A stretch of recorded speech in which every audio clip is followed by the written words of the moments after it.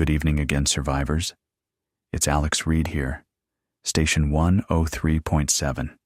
If you can hear this, you're still among the living. That counts for something these days. It's day 132 since the first sirens wailed and the skies burned. We've made it this far. Somehow. For those of you tuning in tonight, this is not just a broadcast, it's a lifeline. A thread tying us all together while the world outside tries to come undone. Reports keep coming in, faint signals, some too garbled to make out, others clear as a bell, sharing stories of places holding on and places lost. I'll bring you everything I know. You deserve that much. So, settle in. If you've got a candle, light it. If you've got company, hold them close. And if you're alone, well, you're not. Not while this signal holds. There's word from what used to be California. Fresno, Bakersfield, Modesto, all gone quiet. But near the outskirts of Sacramento, a group calling themselves the Hollow Creek Band has been sending out a low-frequency tone every night at 0200 hours. It's not much, just a repeating series of numbers. We think it's coordinates.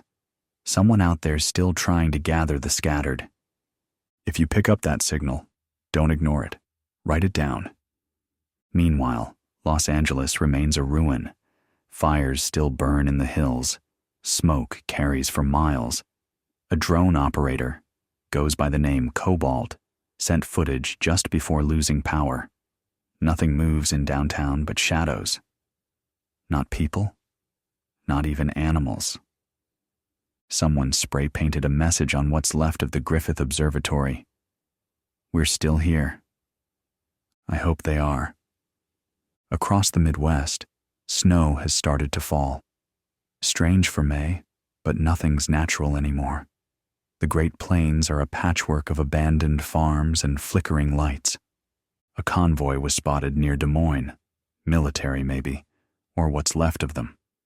6 trucks, 2 armored personnel carriers, no markings. They didn't stop to answer calls on the emergency bands. In Nebraska, a listener named Jenna broadcast a message last night. She's holed up in what used to be a public library in Lincoln. She's gathered 12 others. 4 are children. They've got canned food, blankets, and a shortwave set. Jenna, if you're listening, stay strong. Keep transmitting. Now to the East Coast. Boston's gone silent for weeks. No signals. Nothing. But south of there, in the hills of Pennsylvania, there's hope. A place called the Furnace, built into an old steel mill. People say they've fortified the perimeter, laid traps, and set up a water system fed by underground springs. They even have a medic, someone named Russell, former Army corpsman, according to the messages. They're taking in survivors if you can reach them. But the roads are treacherous, and patrols, armed and nervous, guard every approach. Before we continue, let me just say this. I know it's easy to give up, to think none of this matters. But every day you breathe is another day we tell the world it hasn't won. Even when the nights stretch longer than they should, even when the cold sets into your bones, even when the silence feels too loud, you matter. Your stories matter. And I'll keep telling them as long as this transmitter holds. From Texas, faint reports speak of scattered resistance bands. They're moving at night, using back roads and old cattle trails. Someone, call sign Drifter, relayed that the city of San Antonio fell, but a hospital on the outskirts has become a shelter. Generators hum there. A priest leads the group, or so the whispers say. He's armed, not with sermons, but with an old rifle and a will that doesn't bend. New Orleans? Flooded beyond salvation. Fires broke out on the levees 2 nights ago. No one has answered calls from that sector since. The Rockies remain one of the last untouched places, for now. A band of rangers, yes, actual forest rangers, have taken to guiding lost groups through mountain passes. They've mapped safe zones and old mines where people can shelter.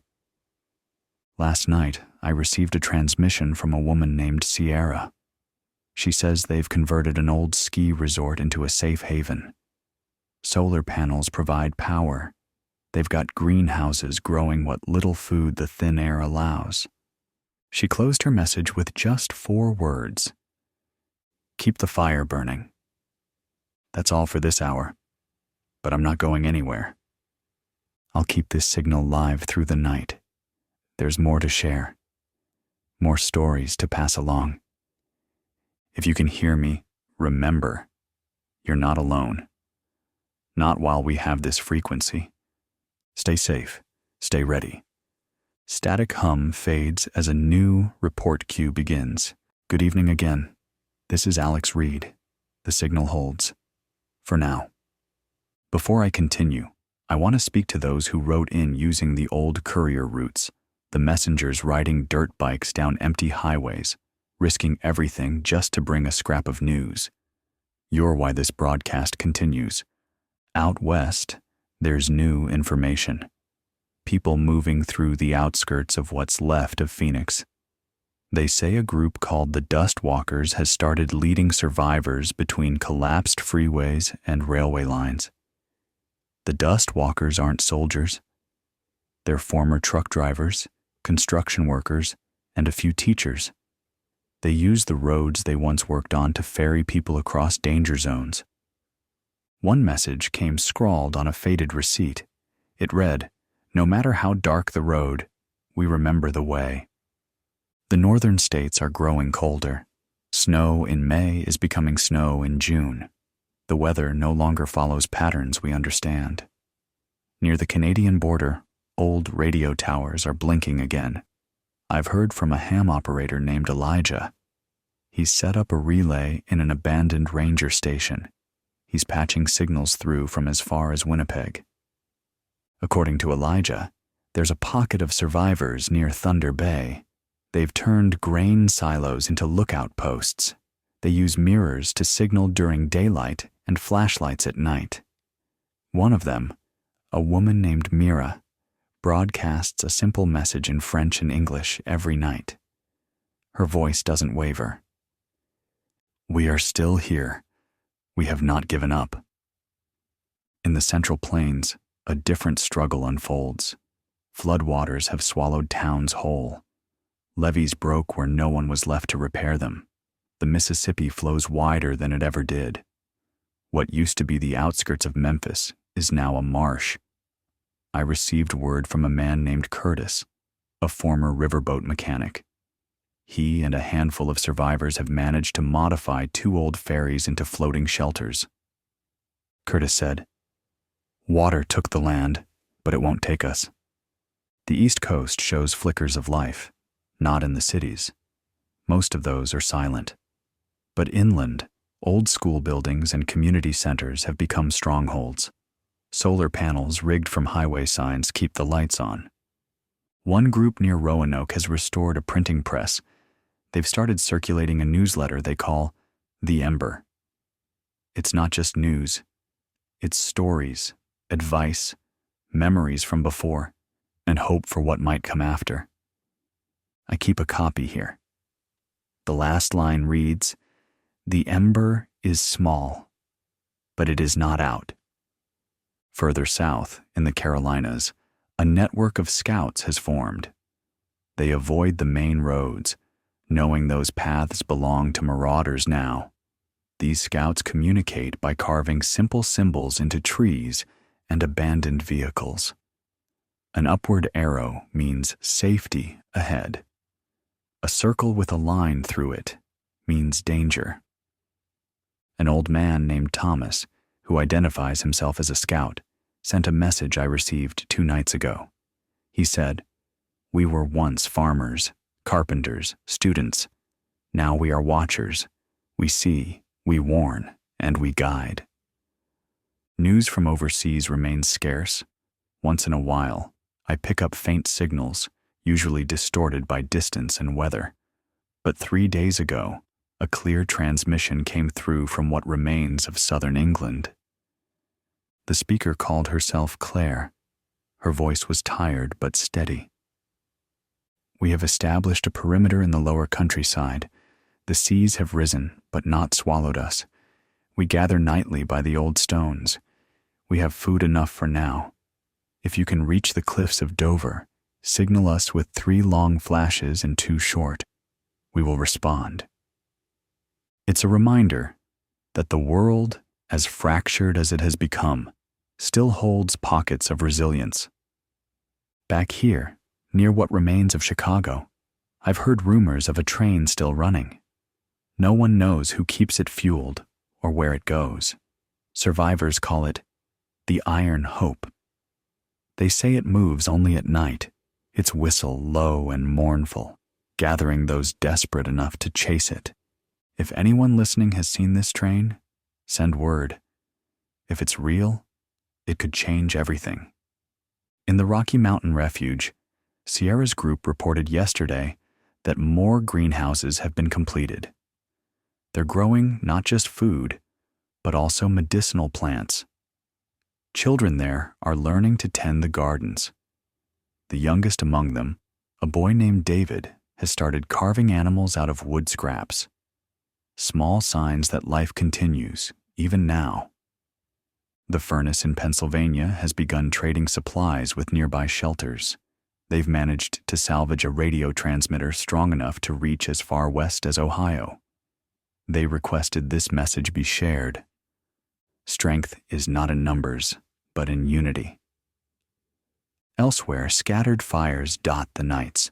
Some are beacons, others warnings. The symbols burned into hillsides carry meanings only the locals know.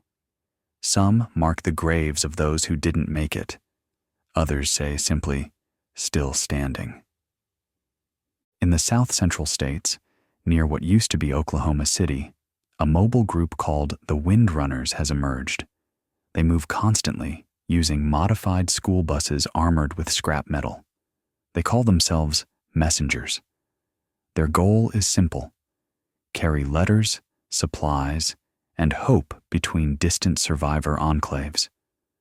One of their drivers, a woman known only as Rose, passed through a checkpoint near Wichita.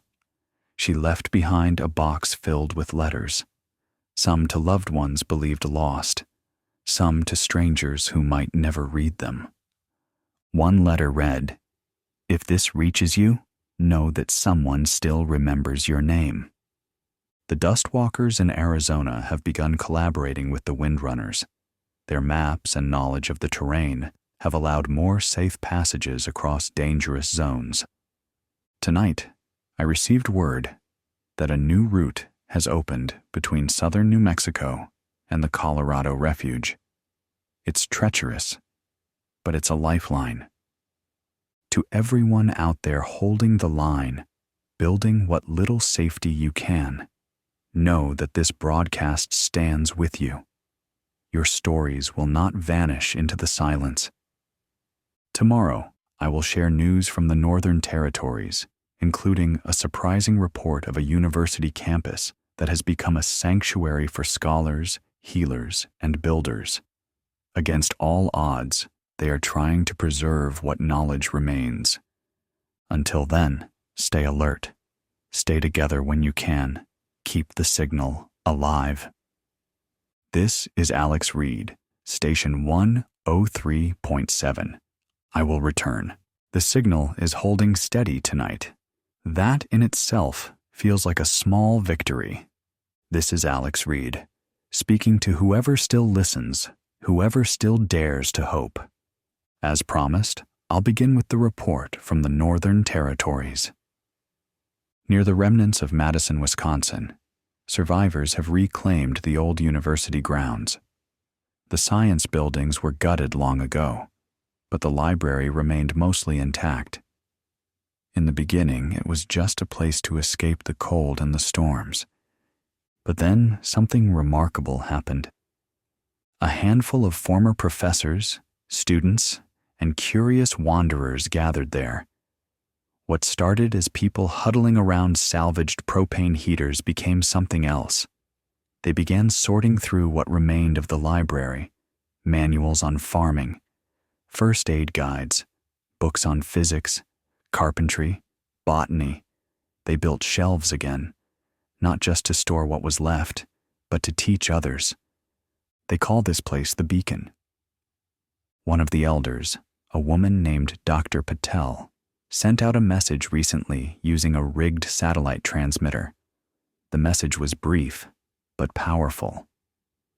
We cannot rebuild what was, but we can learn.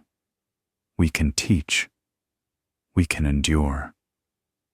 Children from surrounding areas now walk or ride for days to reach the beacon.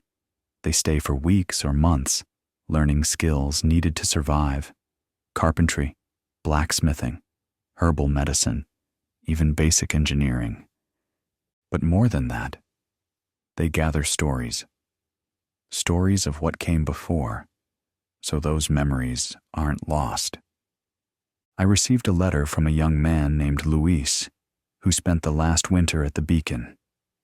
He wrote, "I learned how to build a water filter from sand and charcoal. I learned how to stitch a wound. But most of all, I learned that the past wasn't just about what we lost. It's about what we can still carry forward." That is the spirit of the beacon.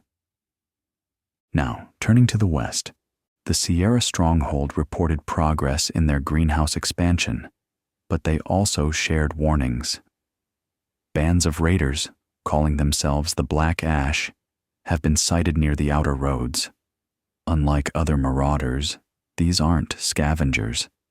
They've begun coordinating attacks, moving in groups, using tactics. For those traveling near the Sierra passes, avoid known roads. The Dustwalkers have started marking safe trails with 3 vertical slashes on stone or wood. Learn this sign. Trust it. In the Midwest, old river towns are becoming centers of trade again. Not the kind of trade we remember. No coins, no paper bills. Trade now moves on need and trust. Salt, preserved food, clean water containers, spare parts. One such place is called Rivertown, established near the broken remains of St. Louis. They've rebuilt a section of the old river docks. Flatboats carry supplies up and down what remains of the Mississippi and Missouri rivers. A woman named Marta, who helps lead Rivertown's council, sent a message via courier. "The river took from us, but it also connects us. As long as the river runs, so will we." Across the southern plains, reports of strange lights in the night sky have increased. Survivors near Amarillo and Lubbock have described what they call the sky fires, glowing orbs or streaks of light that cut across the sky before vanishing. No one knows what they are. Some think they're military experiments still running without command. Others believe they're the remnants of satellites burning in the upper atmosphere. But among the children, they've taken on another meaning. They call them wishes. When one appears, they stop and whisper silent hopes into the dark. I think that's as good a meaning as any. Turning now to the southeast. Along the Appalachian spine, the resistance continues. The community I mentioned before near Roanoke has fortified, but they're not just defending. They've started venturing outward, seeking others to bring into their fold. They call themselves the Stone Keepers. Their motto is simple: we hold fast. A scout named Jalen described their strategy. They use the natural terrain, the ridges and valleys, to create safe corridors. They avoid large settlements, which tend to attract danger. Instead, they focus on finding families, lone survivors, anyone who can contribute to rebuilding. Jalen's message ended with a line that struck me deeply. "We don't promise safety, we promise not to abandon. To the southwest, new voices have emerged from old oil towns, Odessa, Midland, and even as far as El Paso. Survivors there are tapping into capped wells and storage tanks. Fuel is precious now, not for cars, most of those rust in empty lots, but for generators, water pumps, and heating. One mechanic named Raul has been converting old diesel engines to run on biodiesel made from salvaged cooking oil. His small team calls themselves the Gearwrights. They've begun offering fuel in exchange for seeds, medicine, and radio components. Raul's message was short, but clear. We move forward because standing still means fading away. Out at sea, more reports have trickled in. A fishing trawler, renamed the Last Horizon, has been sighted moving between the Gulf and the Atlantic coastlines. The crew trades preserved fish and salt in exchange for mechanical parts and information. They've become a floating link between isolated coastal communities. Their captain, a woman known only as Captain S, broadcasts once a week. Her message always ends the same way. Waves carry us. Hope anchors us. The Iron Hope, that mysterious night train, has been confirmed by multiple sources.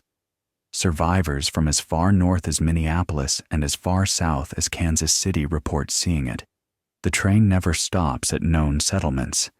Instead, it slows near prearranged signals, often fires burning in old metal barrels. Those wishing to board must be ready to run. No one knows who operates it.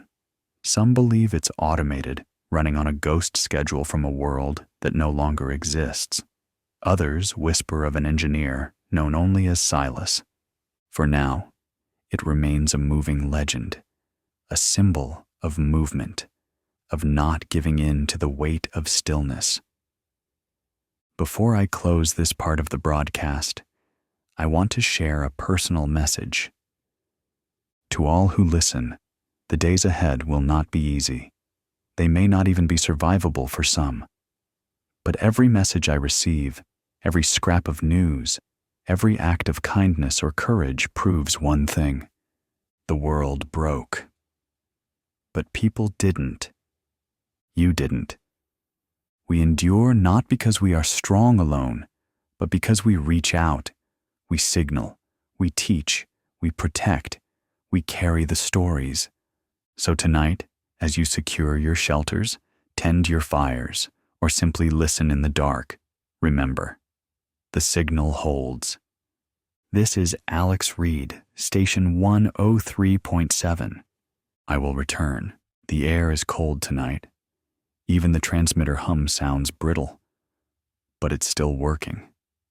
This is Alex Reed, speaking once more to whoever still has the strength or the stubbornness to listen. Before the sun fell today, I received word from the western mountain routes. The Dustwalkers sent a runner named May, barely 17, but fast and sharp-eyed. She carried a handwritten log wrapped in waterproof cloth. The news? A small convoy from the northern valleys made it through the Black Ashes watch lines. They brought seeds, corn, beans, and squash mostly, saved from old farmsteads. But more than that, they carried maps.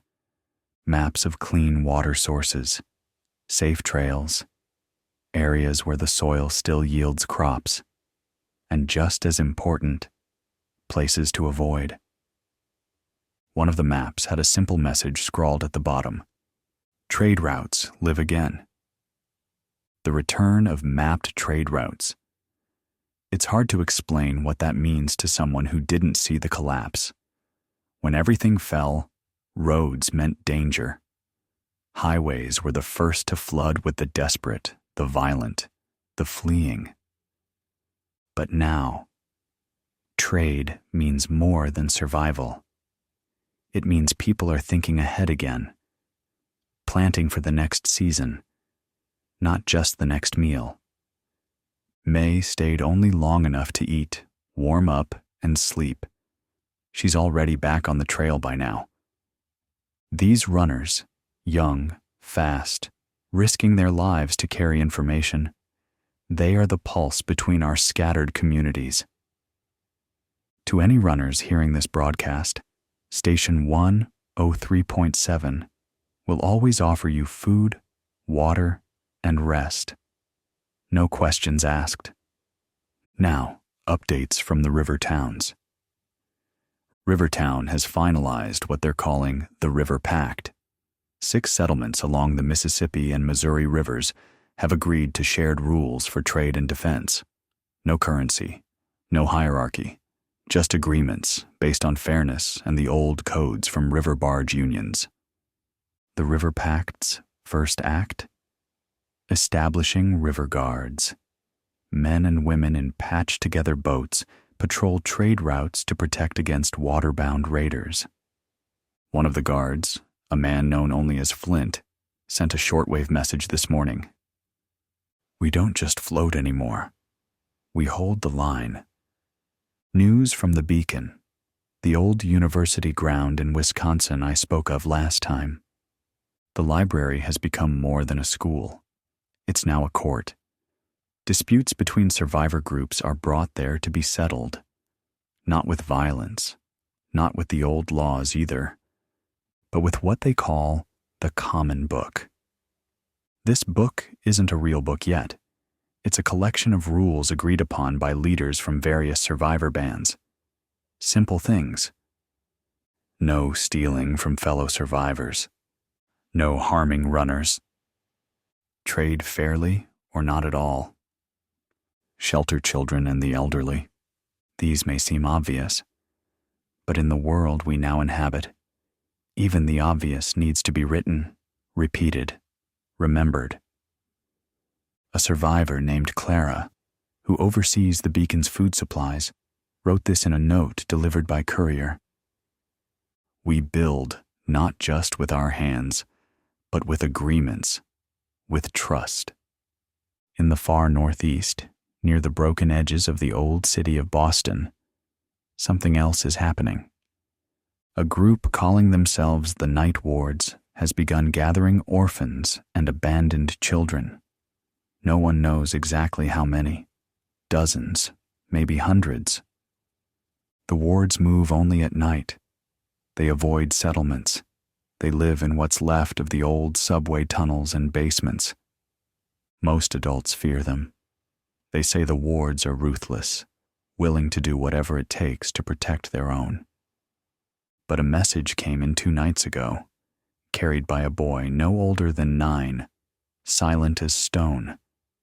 It read, "We are not thieves. We are not raiders. We are what is left when the world forgets its children." Make of that what you will, but I'll say this. A world that forgets its children is a world not worth saving. To the southwest, near the remnants of Albuquerque, another kind of gathering has begun. Survivors there have formed the Mesa Watch. They're neither a government nor a militia. Think of them more like scouts. They maintain old radio towers, spot incoming dust storms, track raider movements. And they're doing something unexpected. They're restoring old emergency broadcast systems. If successful, the Mesa Watch could create a network that alerts survivor groups across hundreds of miles to dangers before they arrive. A woman named Inez, a Mesa Watch coordinator, included this note in a recent transmission. Warning others is more than kindness. It's survival. Turning now to the Iron Hope, the night train. More confirmed sightings. The train's path is expanding. It now travels as far as Omaha in the east and Denver in the west. No one knows how the engineers maintain the tracks or how they fuel the engines. But it's clear the Iron Hope is more than a ghost. It's a moving refuge. Those who board say the train offers passage not just between places, but between lives, a chance to leave danger behind, if only for a while. An older survivor named Ben who boarded the train near Des Moines and disembarked near Boulder, left a message scratched into a piece of aluminum siding. On the Iron Hope, strangers become kin. Fear becomes distance. Now, a personal update. I have received word, after many months, that the small relay station near Charleston has been restored. Old friend and fellow broadcaster Nina Reyes is alive. She will begin transmitting soon under the call sign WRN9. She survived the Red Winter, the famine and raids that gutted the Southeast Corridor. And despite all odds, she found others, engineers, teachers, healers. Her first scheduled broadcast will be at the next full moon. I will relay her frequency when confirmed. Before I sign off for now, one last message. To those feeling alone, to those sitting in cold shelters, staring at dead screens and empty streets, you are not forgotten. We send our words like flares into the dark. You may not see us, but we are here. We listen, we speak, we hold. This is Alex Reed, Station 103.7. I will return. This is Alex Reed, still broadcasting from what's left of Station 103.7. The night is long. The cold bites sharper than yesterday. But we are still here. The signal tonight rides heavy winds. That may carry it farther. It may also scatter it like dry leaves. Still, the words must be spoken. Let's begin with the Western outposts. The Dry Plains Collective, the survivors spread across the remains of Kansas and Oklahoma, reported the first successful harvest since what many are now calling the Black Autumn. Barley and potatoes mostly. Root crops that cling to life even in poor soil. But more than the harvest, they've rebuilt a gathering place. Not a church, not a hall. A simple longhouse made from salvaged wood, metal sheets, and tarps. Every 5 days, the scattered families meet there. They eat what they can spare. They trade. They swap news. A child named Sam, just 8 years old, suggested the name for the place. He called it the Together Room. Sometimes, the young understand things we adults forget. Now to the south. The Gulf Reach, settlements stretching along the battered Gulf Coast, have begun creating salt gardens. Using shallow basins and evaporated seawater, they produce both salt and a type of hardy sea vegetable that grows even in brine-tainted soils. Salt was once so common no one thought twice about it. Now, it's worth more than silver. It preserves food, heals wounds, and serves as a trade currency when old coins mean nothing. The Gulf Reach has started to send caravans northward.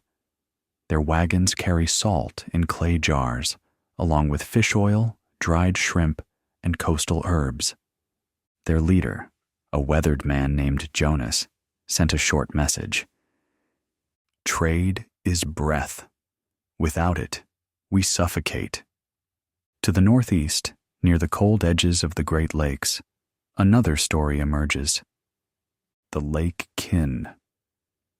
That's what they call themselves now. Survivors who gather at the edge of the thawing waters. They have established floating shelters using the bones of old ships and barges. These shelters drift slowly, anchored when needed, moving when danger approaches. They fish. They collect rainwater. And they've restored a practice older than the cities themselves, night signaling. Using shuttered lamps and old reflective panels, they send silent messages across the water between floating shelters. Their code is simple. Long flash, safe. Short flash, danger. Repeating flash, help needed. To any lake kin hearing this, Station 103.7 acknowledges your signals. You are seen. You are not alone.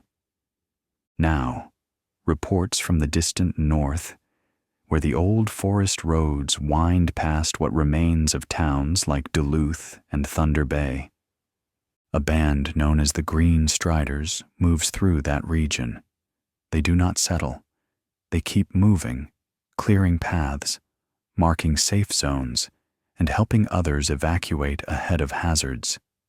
Their leader is only known by the name Rowan. A note was relayed to me through a chain of runners. We don't stay. We make it possible for others to move forward. Their symbol, 3 green lines painted on trees and rocks, has become a welcome sight for many wanderers. If you see these marks, know that safety is near, or at least, the path ahead has been walked by cautious eyes. To those in the southern highlands, near the spine of the old Appalachian Range, the Watchfires have been confirmed active again. At night, signals blaze atop certain peaks. These fires are not for warmth alone. They serve as markers, helping lost survivors orient themselves and letting scattered bands know which ridges are held by friendly groups. The Watchfires had gone dark for nearly a month. Many feared the raiders who call themselves the Iron Fangs had snuffed them out. But last night, 3 fires burned again, bright and defiant. A message from a ridge scout named Lila reached me just this morning. The fires live. So do we. Now for a matter of deep concern. I have received multiple reports of movement in the old nuclear zones, places that were thought abandoned. Drones, not the silent sky scouts from the old world, but cobbled together machines, repaired, repurposed. Someone is watching from the shadows. They do not respond to signals. They do not land. Their purpose is unknown. Some survivors speak of a group calling themselves the Quiet Assembly. Others believe it is a remnant military faction, unwilling to announce itself. Until I have verified information, I can only offer this: stay alert. If you see mechanical wings above, do not assume they are harmless. Finally, a story from the forgotten places. Deep in the overgrown ruins of what was once St. Louis, a child named Marin has become a legend. Barely 10 years old, known as the Whisper. They say she moves through the debris like a shadow, leaving messages where none expect them. Chalk marks, painted arrows, sometimes small wooden tokens carved with simple shapes, a bird for safe paths, a broken circle for traps or hazards. No one knows where she sleeps. No one has caught more than a glimpse. But many owe their lives to her warnings. Someone left this scratched into a door frame near the city's edge. She listens when no one else can. If you hear me, Marin, you are not alone either. To those tuning in tonight, wherever you are, the world has bent but not broken. Your stories cross rivers, mountains, and plains. They reach this station. They reach each other. The threads are thin, but they hold. This is Alex Reed. I will stay on the air as long as the generators breathe. Until next time, this is Alex Reed, still with you, still speaking into the static. If you can hear me tonight, take a breath. You've made it this far. That matters. As dusk slips into night, the wind carries more than cold. It brings word from places I thought had fallen silent forever. Let's start with the western ridges, beyond the old Nevada lines. A group calling themselves the Lantern Walkers has reappeared. Last spring, they vanished after a dust storm buried much of their camp. Many feared the worst. But they've resurfaced, not in settlements, but as moving bands who carry oil lamps shielded with colored glass. Blue for peace, red for warning, yellow for trade. The lantern walkers now guide small caravans between pockets of survivors across what was once the Great Basin. They've also begun laying out reflective stone patterns on the desert floor, circles, lines, shapes only visible from the hills or passing aircraft. Their message is clear to those who know the old survey codes. Paths open, travelers welcome, raiders beware. To the east, where the Mississippi curls like an old scar through the land, the Rivertowns have reformed a kind of loose council. They call it the Driftwood Pact. Once separate groups, ferrymen, scavenger fleets, old dock communities, they've pooled resources and manpower. They've also restored some of the river locks using manual levers and chains. For the first time in years, barge convoys are moving supplies between the scattered river towns. They carry grain, tools, medicine, and something just as valuable: news. Information is traded at each stop like treasure. Stories of safe crossings, warnings of raider ambushes, birth announcements, death notices, and hope. One message was passed upstream, hand-carried and whispered from mouth to ear until it reached me. No matter the flood, some bridges can be rebuilt. Northward now, beyond the remains of the Dakota territories, a quiet movement stirs among the frozen stretches where most dare not venture. They call themselves the Hearthbound. Rather than move or scavenge, they have chosen to stay rooted, to repair what little remains of old homesteads. Their settlements are small, often no more than a few families clustered around a single generator or fire pit. But they've created a ritual I think bears mentioning. Every evening, as the sun fades, they place lanterns or candles in their windows, no matter how much fuel it costs. To those still wandering, these lights signal refuge. One traveler named Juno, who was once part of the railway crews before the world broke, described the sight. It's like the stars have come down to earth to guide us home. Now, to the scattered survivors around the Midwestern ruins, the crumbling cities of the old manufacturing belt have seen some of the worst fighting. Fires, plague, gangs fighting over what little remained. But a group called the Iron Root has taken a different path. They salvage not for weapons or fuel, but for seeds and soil.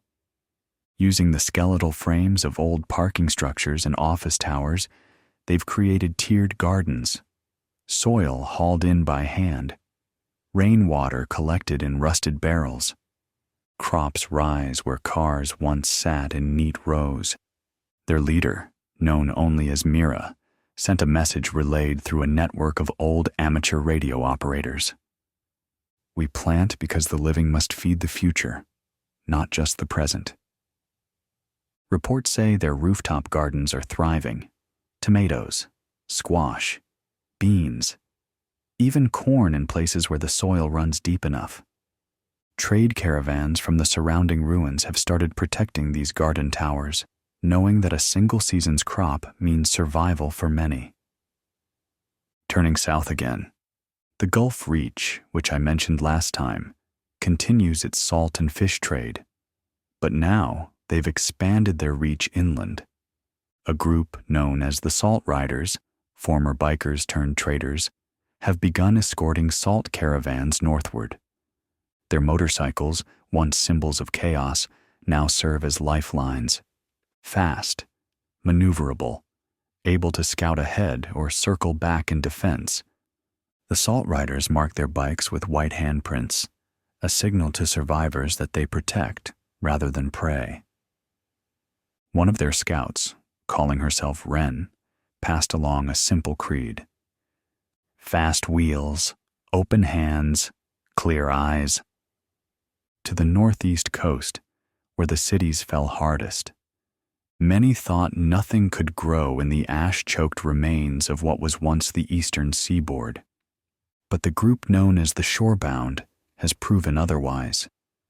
They have established oyster farms in the sheltered bays and estuaries. Oysters filter water, they stabilize shorelines, and they provide a food source rich in the nutrients survivors desperately need. At night, their floating platforms shimmer with small solar lights, a quiet defiance against the darkness. And finally, a voice from beyond the usual reach of this broadcast. From across the fractured Atlantic coastlines, someone has begun transmitting on a narrow frequency, one I almost missed between the static bursts. The voice is steady, accented in a way that suggests Old World Europe, though the exact origin is unclear. To all who listen across the broken waters, know this: not all lights have gone out. We gather, we rebuild. The horizon holds more than ruin. The message repeats every 3 hours. To those on distant shores, your signal has reached us. You are heard. And to all survivors within the sound of my voice, remember, even scattered embers can kindle a new fire. Hold fast. Keep your lights burning. This is Alex Reed. Until the next hour, I remain at this mic. This is Alex Reed. The clock ticks past midnight. If you're awake, if you're listening, then like me, you've kept the quiet vigil. The air tonight is sharp, carrying the scent of dry earth and faint wood smoke from distant fires. Not all those fires are warnings. Some are campfires, cooking, warmth, proof that life endures. Let me share what I know. Southwest of what was once Denver, scattered settlements have organized under something they call the Signal Accord. Unlike other groups that center around agriculture or trade, the Accord's purpose is simple but vital: communication. They operate relay stations using cobbled-together transmitters, solar panels, and even salvaged satellite dishes. Their volunteers, many former technicians, students, and old ham radio operators, risk travel between the scattered nodes, ensuring messages pass across the plains and mountain valleys. They've restored enough of the grid to allow scheduled updates twice daily. Survivors share news of weather patterns, safe paths, and threats. More than once, the Accord's network has warned distant outposts of incoming raider bands or sickness spreading in nearby settlements. One of their operators, who identifies only as Theo, described their mission. We're the nervous system, not the muscle, not the bones, just the signals keeping this fractured body alive. Their courage can't be overstated. Further west, beyond the burnt remains of what was once Silicon Valley, small enclaves have begun rewilding zones. They call themselves the Greenway Keepers. Their focus isn't technology or trade, but restoration. They've dammed small streams to create wetlands where birds now gather. They've scattered seeds of native plants, encouraging the slow return of bees and butterflies. The Greenway Keepers operate in silence, avoiding conflicts. Their only sign is a simple pattern of 3 stacked stones left on paths, a symbol that means growth ahead. Many dismiss their efforts as futile, claiming the world is too broken for healing. But life has a way of proving the doubters wrong. I've seen photographs smuggled in by travelers, saplings breaking through concrete, vines wrapping hollow towers, coyotes and foxes moving where cars once ruled. The earth remembers how to mend itself. To the north, beyond the cold rivers and jagged remains of the border towns, another force stirs. A coalition calling itself the Winter Pact. They are a gathering of northern enclaves, what remains of old Canada's prairie outposts and forest villages. Their symbol is a white wolf against a dark field. The Winter Pact shares supplies and coordinates defense against marauding bands known as the Black Ice Raiders, who operate on modified snow rigs and ice skiffs. But the Pact's true strength lies in their mobility. They've reconditioned old snow trains, massive treaded vehicles once used for polar expeditions. These mobile hubs move medicine, fuel, and even mobile greenhouses across the vast frozen north. A young woman named Elsie, who rides aboard one of these snow trains, sent a message through a secure channel. "Where the cold cannot kill, we carry warmth." That warmth is more than physical. It's the knowledge that no settlement is truly alone. Let's turn now to an unusual development from the Central Plains. In the wreckage of old railways stretching from Kansas to Oklahoma, a new form of travel has emerged. They call themselves the Railbororn. Using salvaged handcars, jury-rigged solar sleds, and even horse-drawn rail carts, they've reopened sections of track. The Railbororn transport not just goods, but people, medics, engineers, teachers. They use colored flags to signal their approach: green for passengers, blue for supplies, black if danger forces them to abandon a route. A message from one of their route leaders, Jonas, reached me just hours ago. "Steel may rust, wood may rot, but the rails remember where to go." It's a poetic thought, but more than that, it's a promise. A road remains where others have collapsed. Meanwhile, on the far southern coast, where marshlands kiss the sea, the bayou collectives continue to defy both nature and human threat. They've engineered floating gardens, rafts tied together, growing greens, peppers, and even dwarf fruit trees. The collectives rotate their positions to avoid detection by raiders. Cypress branches shield their lights. Canoes with muffled paddles carry scouts who watch the water channels at night. Their message, shared through the Accord's network: float, feed, fight only when cornered. I'd wager few have their resilience. One last update before the hour turns. Far across the western mountains, in the deep shadow of what was once Mount Rainier, a gathering of survivors operates the Ember archive. Their purpose is knowledge preservation. In old vaults, converted bunkers, and even the bellies of gutted data centers, they've stored books, blueprints, seed libraries, and recorded oral histories from elders. Their motto is simple: if memory survives, humanity survives. They send out small packets of knowledge via drone drops to remote settlements. Sometimes it's agricultural tips. Sometimes old-world medical practices. One note, sent in a weatherproof case, simply read, "Tell the next generation how the world was. Tell them how it could be again." And I will. I'll keep telling these stories. As long as this transmitter hums, as long as I can speak, I'll keep that promise. To all listening, stay sharp, stay kind, stay ready. This is Alex Reed. I'll return at the next signal break. This is Alex Reed, still here, still speaking, and I know, still being heard. The night stretches longer than it once did. Or maybe that's just how it feels now. Outside my window, the distant ridges are etched against a faint, cold sky. No stars tonight, just the occasional streak of a satellite, or, more likely, orbital debris still circling, still falling.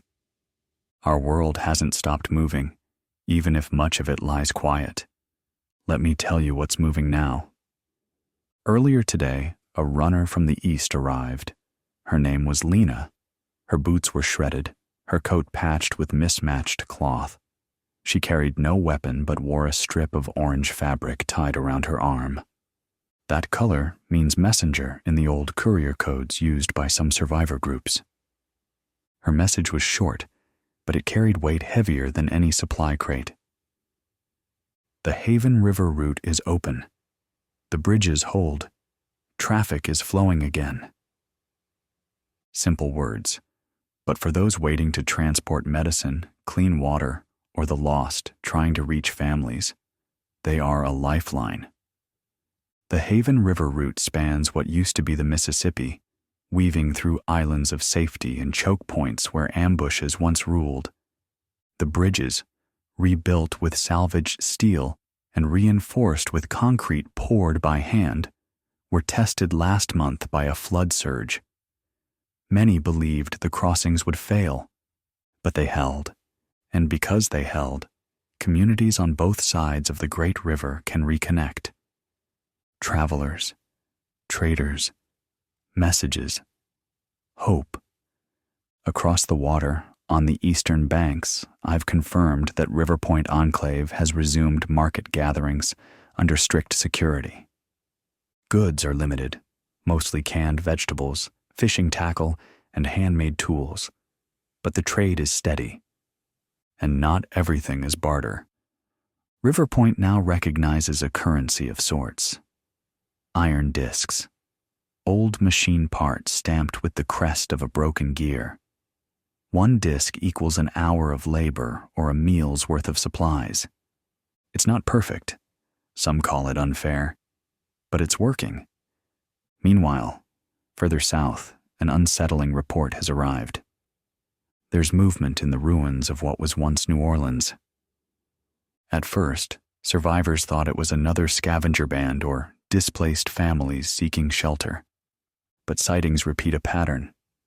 Uniformed figures, matching armbands, vehicles with floodlights sweeping the streets.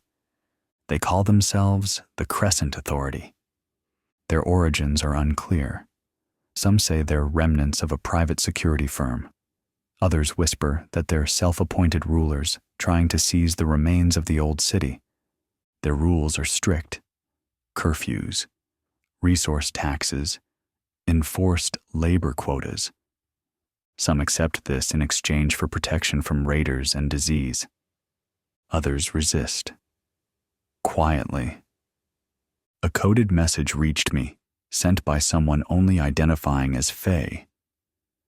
The authority demands order, but we remember freedom. I won't say more now, for fear of exposing those risking everything to resist. Northward, near the shattered highways of Ohio, there's another development.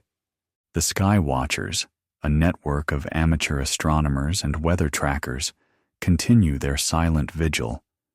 Using old telescopes and radar equipment, they monitor not just the skies, but also track debris falls and satellite descents. Why does this matter? Because debris storms can cripple settlements. A rain of metal and glass can render farmland useless or destroy makeshift shelters. Last week, Skywatchers successfully predicted a descent path, allowing 3 communities to evacuate before a cluster of satellite fragments fell. They saved lives. Their motto, shared quietly across their network, "What falls can't surprise us." It's not just the earth we watch now. The sky is both threat and warning. In the west, near the edge of the desert where wind-blown dunes now cover old highways, the Dustwalkers have emerged. These are nomadic groups, families, scouts, and caravan guards who have learned to live in the barren zones. They carry water in insulated bladders made from repurposed tubing. Their tents are built from solar fabric that powers radios and small desalination pumps. They have no leaders, no settlements. But they've created a code of safe paths marked by cairns and painted stones. Those who follow the signs can find water caches and refuge sites. One Dustwalker named Mora left this message at a relay point. The desert is harsh, but honest. It gives nothing, takes nothing more than you can bear. There's a lesson there for all of us. Before I end this segment, one more update. From the distant northeast, where cold forests press against the battered coastlines, the harbor lights have been spotted again. The harbor lights are neither a group nor a place. They're signals, powerful beams of light sweeping across the waves at night. Some say it's a community of sailors who maintain old ships offshore. Others claim it's a rescue flotilla gathering survivors from isolated islands. No one knows for sure, but the lights appear after storms, shining toward shorelines where distress fires burn. Those who have followed the lights say they found safe passage and shelter. One survivor, an old fisherman named Cole, described it simply: when all else is dark, follow the beam. And maybe that's what we all do now. Find whatever light remains. Follow it. Even in a world shadowed by ruin, some lights refuse to go out. This is Alex Reed. I'll return at the next signal break. Hold fast. You're still with me. That's enough. That's everything.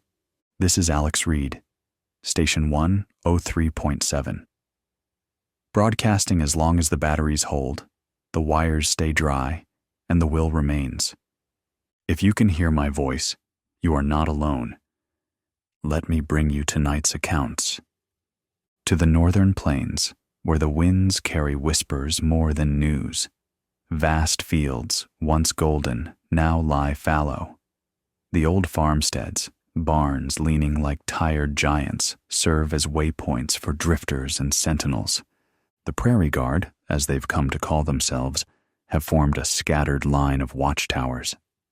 Built from the bones of grain silos, each tower burns a signal fire at night. Blue for safety, red for danger. A young man named Jonas, barely out of his teens, keeps one such tower. His last radio message to the network: blue burns tonight, and as long as it does, strangers will find a place at our fire. Not soldiers, not rulers, just people holding a line against the void. But the prairie isn't quiet. Reports from the southern fringes tell of a group moving under cover of darkness. They carry shields cut from truck doors, helmets fashioned from motorcycle gear. They move in units, disciplined, silent. Locals call them the Order of Black Soil. They take over water sources, demand allegiance, burn fields that refuse.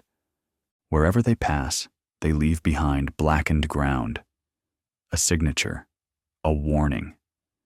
The Prairie Guard has held them off so far, but they are few, and the blackened trail grows longer. To the western front, near the jagged remains of the Rockies, nature is reclaiming what war abandoned. Avalanches and mudslides have closed many passes. Roads swallowed, tunnels collapsed. But survivors have found new ways through, narrow paths where only foot travel or small carts can pass. The Stone Trail Alliance oversees these routes. An old miner named Buck is said to lead them. Weathered face, heavy beard, always chewing on a bit of dried root. "The land will tell you where to go if you listen," Buck once said over a scratchy transmission. The Alliance doesn't just guide travelers. They've rebuilt mountain lodges as shelters, stocked with dried goods, rain catchers, and old crank radios. Each shelter has a logbook. Travelers write messages, directions, warnings, pleas for help. Some of those pleas have reached me. To whoever finds this, my sister is hurt. Infection is spreading. We need antibiotics. Shelter 6, North Ridge.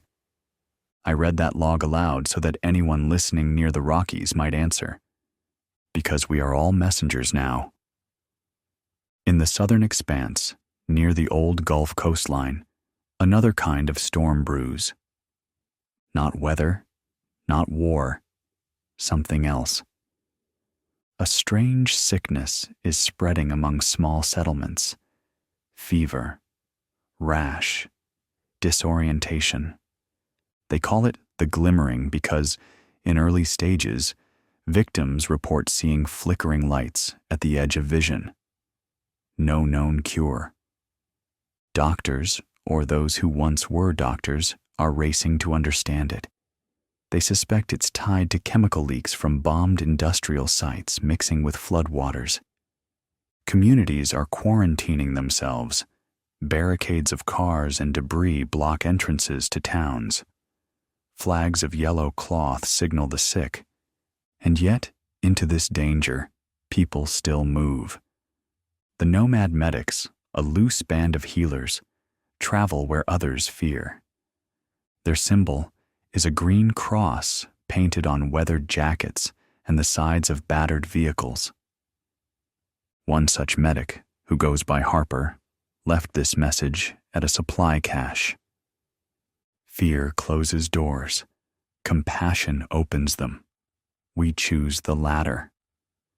Their courage reminds me that survival is not just about hiding. It's about daring to care. Now, to the East Coast. I've received fragmented transmissions from the ruins of old cities, once beacons of commerce, now labyrinths of rubble and silence. But from this silence, voices rise. A network calling itself the Echo Circuit has formed among tech scavengers and signal specialists. They salvage old satellites, restore ground stations, and repair fiber lines where they can. Their goal?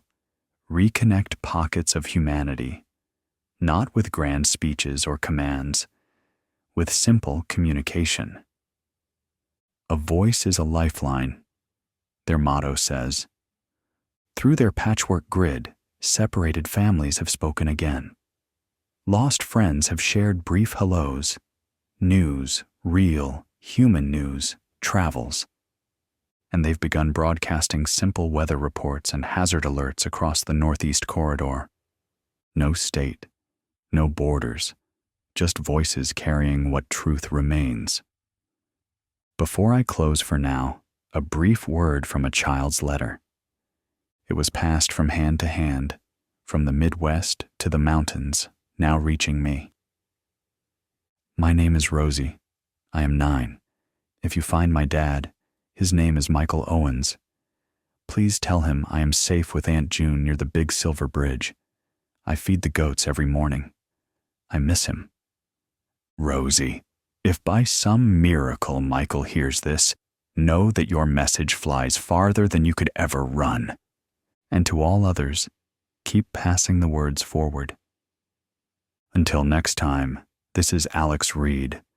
Stay awake, stay ready, stay human. It's still night. And though the stars hide behind smoke and cloud, somewhere above, they are watching. This is Alex Reed, Station 103.7. Your voice. My voice. Our voice. The hour is late, but the world keeps moving. So do we. Let's speak now of the Great Divide. Not the river or canyon. No, this divide is made of choices. Fear or hope, retreat or rebuild. Across the central corridor, where rail lines once pulsed with life, 2 paths are unfolding. To the north, a movement called the Gray Quiet has formed. Their creed: disappear. Avoid all conflict. No lights at night, no fires, no signals. They live in the deep forests, under the broken bridges, in the hollowed-out bones of towns swallowed by overgrowth. Noise brings the hungry, they say. And by hungry, they mean not just soldiers or raiders, but the desperate, the ruthless, the lost. In contrast, to the south, another group rises, the Candle Marchers. named for their habit of placing small, shielded candles on windowsills at dusk, a sign of willingness to trade, to talk, to unite. They believe silence is death, that a world without voices is already lost. Their march began in Missouri, crossing wrecked highways and shattered suburbs. Each town they pass, they add more marchers. They plant gardens in craters.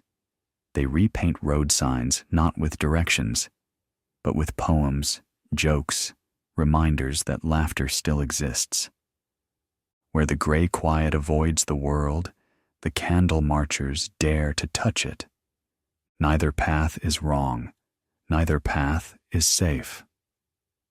Now, a story from Old Corridor Delta, once known as Atlanta's Southern Rail Yard. A woman named Tamsin, a former train engineer, has taken to repairing old freight engines. "Steel remembers," she told a roving chronicler. With volunteers, she's managed to restore 2 diesel-electric locomotives. She calls them the Iron Twins. Every week, they run supply runs between scattered survivor settlements. Slow, loud, dangerous, but dependable. The tracks are watched. Scouts ride ahead on motorbikes, clearing debris, checking for threats. Tamsin's crew believes that if the roads belong to warlords, the rails will belong to the people. So far, they've kept to that vow. On one trip, they reportedly rescued 27 stranded survivors from a collapsed overpass. The youngest child now rides in the engine cab, wearing an oversized conductor's cap. His name is Leo. His new title? Chief Whistle Officer. Small things matter. Symbols matter. Across the high deserts, the bones of what was once Nevada and Utah, another pulse beats. They call themselves the Sundown Pact, made up of desert nomads, old world preppers, and even former convoy raiders who chose a different path. Their code is simple. At sundown, we gather. No man is left without water. Each evening, no matter where they are, pact members form a circle. They share what water they have. They sing. They trade stories. They remember the old world, not as nostalgia, but as a lesson. Once, humans hoarded and hoarded, believing scarcity made things precious. Now they share what little remains. Not because they can, because they must. I've heard their songs crackle over distant radio frequencies. Low, rough voices singing of rivers, of wind, of the endless watching stars. It moves me more than I can say. The coastal zones, meanwhile, remain the wildest and least known. Flooded in some areas, choked with debris in others. Populations moving like tides, here 1 month, gone the next. In the ruins of Charleston, a signal began broadcasting last week. Short bursts, repeating numbers. Some thought it was a spy code. But as more listened, a pattern emerged. The numbers match the birthdays of missing persons reported before the collapse. Whoever is sending them, whether it's a rescue group or a lone survivor trying to honor the lost, they're reminding us, the vanished are not forgotten. Even if the world's memory has been torn apart, someone remembers, and that act, remembering, is a quiet form of rebellion. Finally, a message that came through from the eastern inland swamps, a short, trembling voice. My name is Cassie. I don't know what day it is. I'm alone. I can't stay here. Please. If you're near the old dock, the one with the blue barrels tied to the posts, I'll light a flare at midnight, just one. To whoever may be near that place, if you still carry a radio or a way to hear me, look for Cassie's light. Because even a single flare in the dark can change a life. I'll leave you tonight with a thought. When the noise of the old world fell silent, many thought the story had ended. But endings are quieter than most imagine. What we are living now, this hardship, these small victories, this is the story. And it continues because we keep speaking it. Until next time, this is Alex Reed. Keep the fires low. Keep your hearts high. Stay awake. Stay ready. Stay human. Good evening. Or morning. Or afternoon. Time, as we once measured it, has fractured. Clocks still tick, but they no longer agree. Still, we keep speaking. Because even in a world cracked open, voices matter. This is Alex Reed, Station 103.7. Your voice, my voice, our voice. Tonight, let's speak of bridges, not the steel and concrete ones. Most of those have fallen, or been claimed by plants, rivers, or war machines. No, I mean the other kind. The invisible spans between people, built not from girders, but from need, trust, and stubborn will. In the upper river territories, west of what used to be Cincinnati, two groups once at odds have done something rare. A waterborne farming flotilla, once driven off by shoreline militias, has struck a bargain with those same militias. For the first time, both sides agreed to stop seeing each other as threats and started seeing each other as lifelines. The flotilla will supply fresh vegetables, grown in repurposed barges and skiffs. Tomatoes, peppers, squash, all grown under salvaged greenhouse plastic. The militias will provide fuel, mechanical parts, and most important, protection from the rogue bands that still haunt the riverbanks. The agreement wasn't forged in boardrooms or treaties. It was forged on a shattered dock between a farmer named Cole and a militia captain known only as Rig. They shook hands over an old, rusty anchor. "If the river rises, we rise together," Cole said. "If it falls, we fall together," Rig replied. And with that, a bridge was built. Far north, near the cold remains of old Manitoba, a weather network has started to form. Not satellites or radar, people. Scattered outposts now send weather observations via shortwave. Wind patterns, cloud formations, animal migrations, even the smell of the air, wood smoke, salt, ozone. A woman named Etta, a retired meteorologist, coordinates the reports. Her maps are hand-drawn, pinned to plywood in a solar-powered shack. She jokes that the old weather channels were never this accurate. But there's no joking when a warning comes through. Last week, Etta's network predicted a blizzard 2 days before the cold front hit. Because of her warning, dozens of settlements had time to reinforce shelters, gather fuel, and hunker down. Some say the storm would have killed hundreds without those few hours' notice. Once, we trusted satellites to tell us the sky's moods. Now, we trust Etta, a bridge built by hands and hope. On the Atlantic remnants, the old Navy ghost fleets have become strange harbors. Once warships, now sanctuaries. In particular, the USS Lincoln, which drifted into shallower waters near the wrecked coast of Delaware. A man named Saul, once a ship's cook, now commands it. Not with rank or weapons, but with kindness and steady judgment. The Lincoln hosts what survivors call the drift market. Small boats arrive at dawn, bringing trade goods, medicines scavenged from inland clinics, canned food, fishing gear, even books. Barter, not coin, rules here, and Saul enforces only 3 laws. No violence aboard. No one trades what they do not own. The market closes before dark. Always. It's said Sol's voice carries across the deck like a lighthouse beam. Not loud, just steady. This ship won't sail away, he tells newcomers, but neither will it sink. Another bridge. Between yesterday's engines of war and today's quiet need for peace. Now, word from the high plains.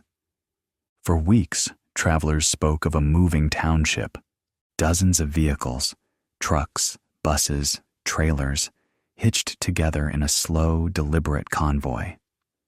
They call themselves the Dust Circle. Every evening, the circle stops and arranges the vehicles into a ring. Children play in the center, adults trade goods, mechanics check engines, scouts ride ahead, and each sunrise they roll onward. Not aimlessly, purposefully. They're heading toward the old Albuquerque solar fields, hoping to establish a permanent settlement where the panels might still yield power. Their motto is painted in faded red letters across the side of a school bus. We carry the future.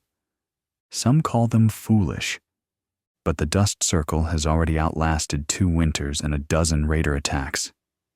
That kind of endurance isn't foolish, it's fierce, and bridges, real ones, sometimes move. Closer to the heartland, a smaller but no less important tale. An elderly man named Victor, once a clockmaker, has begun rebuilding a town's center bell tower.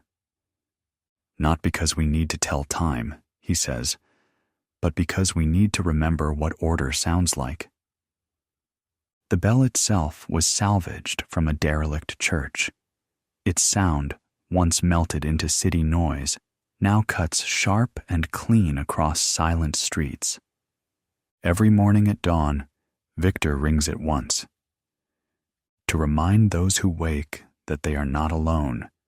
To remind those who fear that someone, somewhere, keeps track of days. So many bridges. Some made of metal, some made of sound, most made of choices. In a world where destruction is easy, creation becomes the rarest and bravest act. Before I sign off, I want to share a simple message that arrived on the emergency channel. To whoever hears this, I found seeds, real ones, beans, corn, sunflowers, kept safe in a bank vault. I don't know how to grow them right, but if you do, head west. Look for a red water tower. It still stands. That's all the message said. No name, no coordinates. But it was enough. I know farmers who are already gathering supplies for the trip, mechanics tuning old trucks, scouts planning routes. Because bridges are not just things we build, they're also things we cross. Until next time, this is Alex Reed, Station 103.7. Keep your eyes open, your hands ready, your heart steady. Stay awake, stay human. This is Alex Reed, broadcasting once again from Station 103.7. The air tonight carries a stillness I haven't felt in a long time. Not the stillness of fear, the kind that held us breathless during the first days, but a quieter, more watchful calm, like the land itself is listening. So let's give it something worth hearing. Our first story comes from what was once the Bayou region, a place of water and shadow, of cypress knees rising from dark swamps. Most people fled when the coastal grids failed, leaving behind ghost towns and flooded highways, but not everyone. A group calling themselves the Lantern Keepers remained. They didn't stay out of stubbornness or because they had nowhere else to go. They stayed because they remembered how to live with the water rather than against it. The Lantern Keepers use small skiffs powered by salvaged outboard motors and, when those fail, long wooden poles. They've rebuilt a floating network of homes and platforms connected by ropes and pulleys. At night, they hang lanterns at every crossing, hence the name. The lights serve two purposes. They mark safe passages and signal to travelers that they are welcome, if peaceful. 2 weeks ago, they intercepted a group of refugees adrift on a makeshift raft, cold, hungry, but alive. The keepers didn't question where they came from or what they'd done to survive. They offered blankets, warm food, directions. "Nobody drifts alone in the bayou," said one of the elders. And just like that, another bridge. Far to the northwest, something remarkable has taken root in a place few thought worth saving. The bones of what was once Portland. Once a city of bridges. Now, ironically, most of those bridges lie broken. But a human bridge has formed instead. An old subway tunnel system, cleared and fortified, connects survivors' shelters. They call it the Underground River. It's not a river of water, but of people, supplies, and messages flowing beneath the rubble. The tunnel entrances are guarded by a group known simply as the Warden Circle. They don't enforce old-world laws. They enforce fairness and safety. In a world where above-ground travel means risking drone sweeps or worse, the underground river keeps hundreds connected. Every child who turns 10 receives a small carved token, a piece of wood shaped like a bridge arch. It's a symbol and a promise. We hold each other up. From the Great Lakes, news comes of a group reclaiming the waters in ways none of us expected. A collection of engineers, welders, and fishers have converted derelict ferries into floating farms. They call the project Blue Haven. The ferries now host rows of planter beds, solar panels, and water purification rigs made from cannibalized desalination units. Fish pens trail behind them, breeding hardy species that can survive the changed waters. The floating farms drift between ports where trade is possible. In one port, what used to be Traverse City, the locals painted a message in bright blue letters on the old harbor wall. "When the land breaks, the water feeds." Not a slogan, a fact. And another bridge, this time between desperation and invention. I also want to speak tonight of something quieter, but no less vital. The library circuit. Across the Central Territories, a handful of teachers, former librarians, and even truckers have started transporting books between settlements. Not just survival manuals or farming guides, though those are precious. Storybooks, histories, collections of poetry. They travel in what was once a school bus, its yellow paint now weathered and streaked with names written in marker. Names of every town the bus has visited. The wheels keep turning because the stories keep living, says their driver, a woman named Rosa. They've saved countless children from growing up without words beyond necessity. They've given adults something to read by candlelight when the night grows long.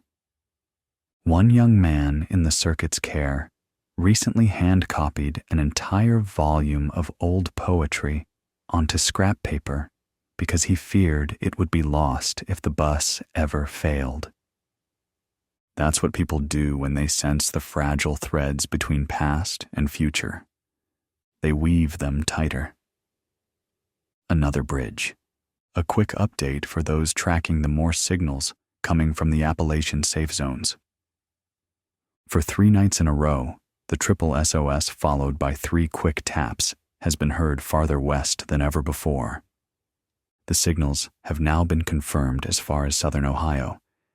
This suggests that either the original signalers have moved, or others have taken up the pattern to guide survivors. If you're traveling east and hear the pattern, it likely means you're approaching an area where help can be found. Proceed cautiously, but don't ignore the sign. Our world may have crumbled, but the language of distress and hope still speaks clearly. Lastly tonight, A message from a listener. Alex, it begins. You've spoken of bridges. I want to tell you about mine. I'm in what used to be Nebraska, alone for the first time in my life. I lost my family when the town fell. But I found a dog. She was just a pup then, scared, hungry. I named her Banner after my father's old truck. We travel together. She warns me of threats. I share what food I find. When we cross rivers, she swims ahead to check the current. I talk to her like I'd talk to a person. Maybe that sounds strange, but she's my bridge between who I was and who I have to be now. If anyone hears this and sees a girl with a brown mutt and a blue scarf, that's me. Don't be afraid. We're not looking for trouble, just company. No, that doesn't sound strange at all. Not anymore. For all those listening, bridges don't always look the same. Sometimes they're planks across water. Sometimes they're handshakes. Sometimes they're just the act of speaking when silence seems safer. This broadcast is one of those. You are one of those. So until next time, this is Alex Reed, Station 103.7. Keep moving, keep watching, keep believing in bridges. Stay awake, stay human. This is Alex Reed, still with you from Station 103.7. If you can hear this, it means the tower's holding steady and the generator's still breathing. And that's enough. The night is cold, the winds are restless. But we are still telling our stories. Let me take you to the Central Plains, where what once seemed like endless fields of wheat and corn have become a patchwork of makeshift farms and settlements. There's a group out there calling themselves the Wind Hands. Nobody knows exactly how they got the name. Some say it's because they learned to read the patterns of the wind. Others say it's because they build wind turbines from scrap. Not the towering giants you'd remember, but small, stubborn things.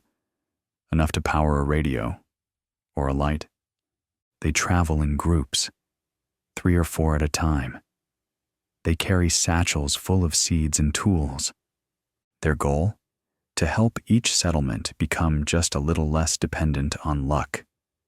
One of the Wind Hands, a man named Silas, shared a message with me through a courier. We've planted more than crops, Alex. We've planted the idea that tomorrow can be shaped, not just survived. That's not just farming. That's resistance. Further south, near what used to be Amarillo, a strange gathering has taken place. They call it the Circle of the Canvas. Before the war, they were artists, muralists, street painters. Now, they paint on the sides of ruined buildings, old train cars, even the rusting shells of trucks abandoned on the highways. The images vary: portraits of loved ones lost, bright scenes of imagined futures, and sometimes just bold, defiant color splashes.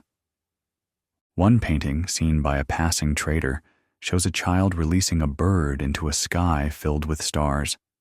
Beneath it are the words, "You can take the sky, but not the flight." When others asked why they keep painting when food is scarce and danger constant, one artist replied, "Because we need to see ourselves in the world, or we forget who we are." Even beauty can be a bridge. Now, news from the eastern forests. Some weeks ago, a series of controlled burns was spotted near the old Allegheny region.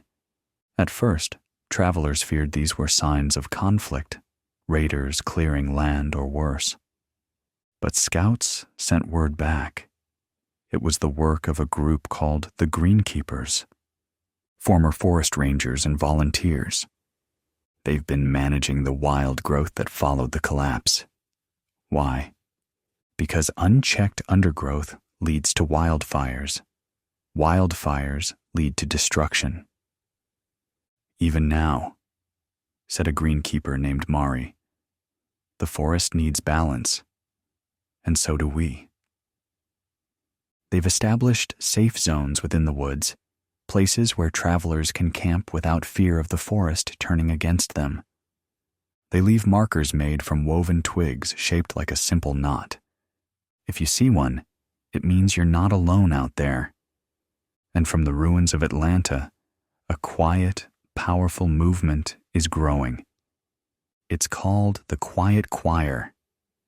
They don't sing in the traditional sense. They communicate through hand signals, shared glances, and simple written messages. Many lost their voices due to injury or illness in the early days. Others joined by choice, seeking a new way to express solidarity. They've become a model for how humans can adapt, not just physically, but emotionally.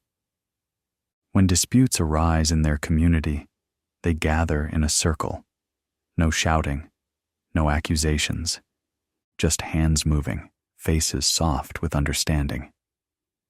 A young woman named Leah, who was born after the collapse, sent this note with a passing trader. In silence, we've found a way to listen better. Sometimes words get in the way. It's not the loudest voices that will rebuild the world. It's the most thoughtful. To those who've asked about the Western outposts, the situation remains uncertain. Reports suggest that what's left of Boise has become a fortified neutral zone, not ruled by any one faction, not entirely safe, but not entirely lost. Trade caravans have begun testing routes toward it. Early journeys are dangerous, with some never returning. But where there's movement, there's possibility. If we keep moving, a caravan leader told me, we make a path for others. Stagnation is a second death. I'll keep updating you as more information comes. Finally tonight, a personal message. A child named Drew, aged 9, listening from somewhere near the old Missouri River, sent me a letter through a chain of travelers. It was written on the back of a torn cereal box. Mr. Reed, it read, my mom says you help people feel not scared. I made up a game. Every time you talk about a good person or a dog or a helper, I put a stone in a jar. I already have 22 stones. My mom says when the jar is full, that means there's more good people than bad. Thank you for helping me fill my jar. Drew, if you hear this, your jar tells a truth that even adults forget sometimes. The world has always had more light than dark. But the light doesn't shout. It just shines. To everyone still tuning in, your bridges matter. Your stories matter. The quiet work you do, the seeds you plant, the hands you hold, the paths you walk, all of it counts, and all of it is worth remembering. This is Alex Reed, Station 103.7. Stay awake, stay human. This is Alex Reed, still standing watch from Station 103.7. The nights grow longer. The air sharpens with the cold. But the signal holds. So do we. Tonight, I want to tell you about the Ironwood Bridge. It's not a bridge in the usual sense. Not anymore. The old structure collapsed during the early weeks when the floods came. But the name lives on. Ironwood Bridge now refers to a gathering of survivors who took shelter near the broken span. Families, teachers, retired engineers. They chose the spot not for safety, but for the metalwork left behind. Over time, they've built walkways and pulleys connecting the two riverbanks. Small boats cross beneath. Above, cables hold up baskets ferrying supplies. When raiders threatened the settlement last spring, the people of Ironwood didn't flee. They used their pulleys to create a moving wall of debris and barrels, blocking the river approach. The attackers found themselves outmaneuvered not by soldiers, but by a community that refused to be easy prey. "We don't fight to win," said one of their leaders, Carla. "We fight to keep living." And so they have. From the northern lakes, a different kind of story has surfaced. A former wildlife officer named Joaquin has started something he calls the Silent Shores Network. He and his group travel along the lakes by canoe, avoiding roads whenever possible. Their mission? To reconnect isolated lakeside groups. "Water remembers paths people forget," Joaquin wrote in a message passed through traders. "The lakes are still linked, and so are we." They carry waterproof satchels filled with letters, small trade goods, even seeds and medicines. At each stop, they leave a stone carved with a simple mark: 3 waves beneath a crescent moon. If you see that mark, it means help has passed through, and it will again. In the southwest deserts, life clings stubbornly.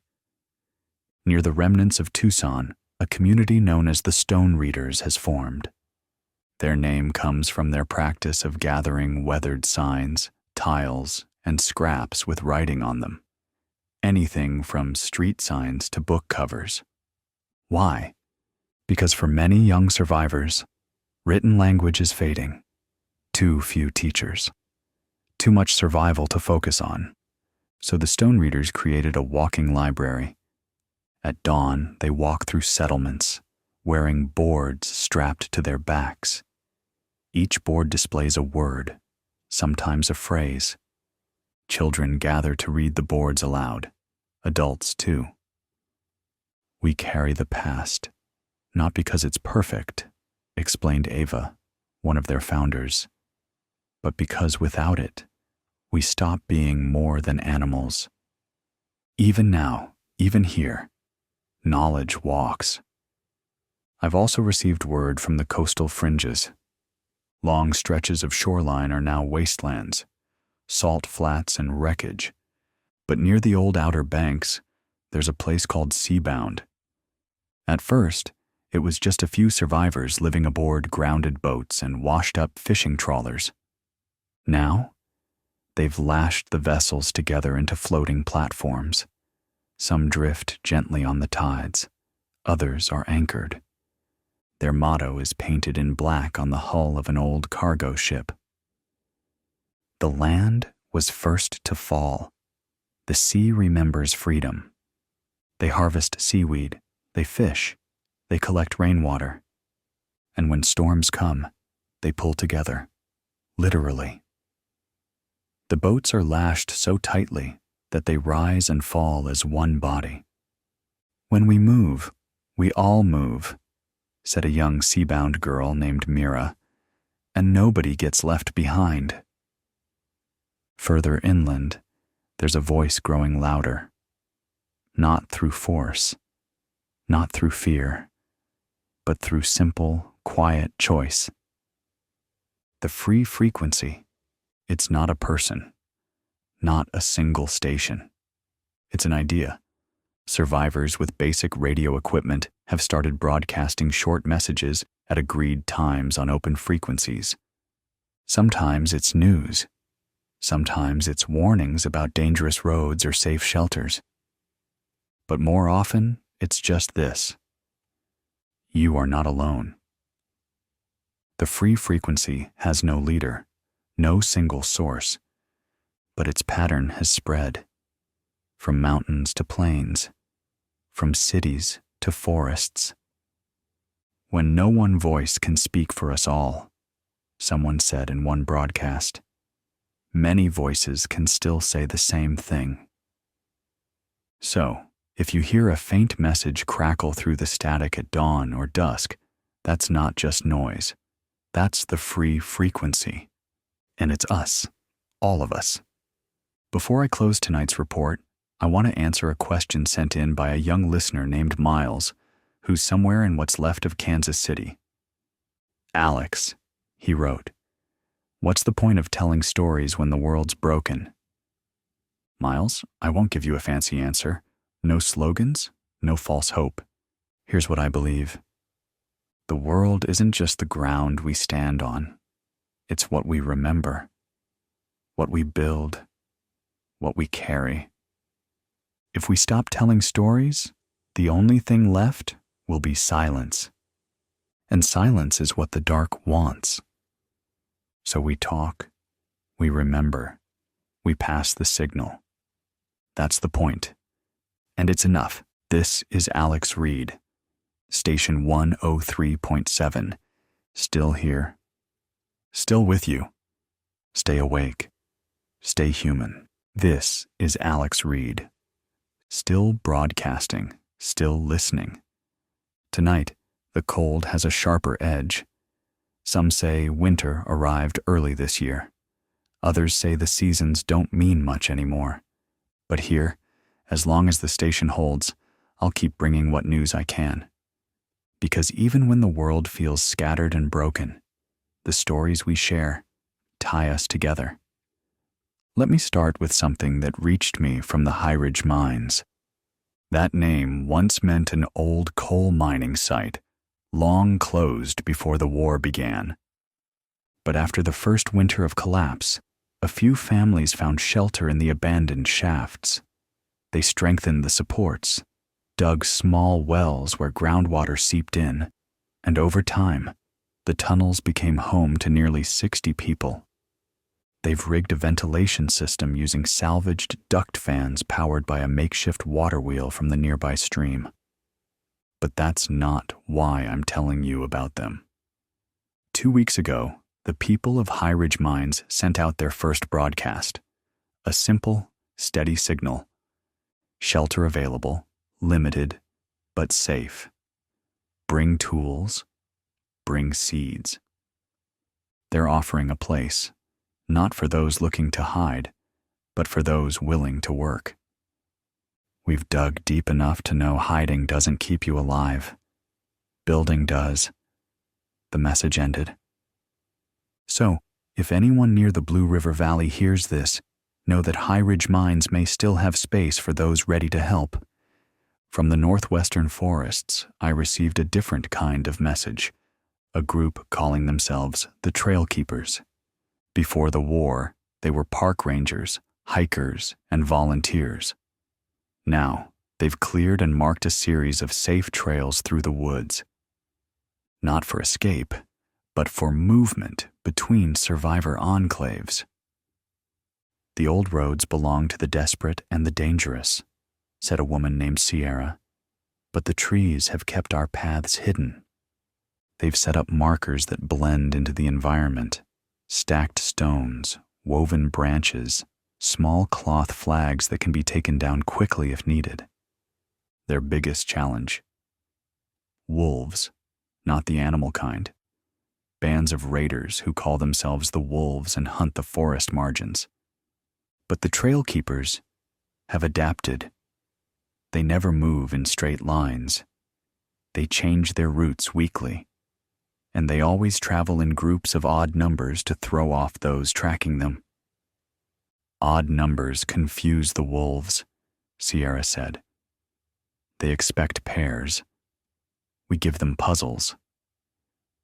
If you hear the call of a barred owl 3 times, followed by silence, it's a trail keeper signal.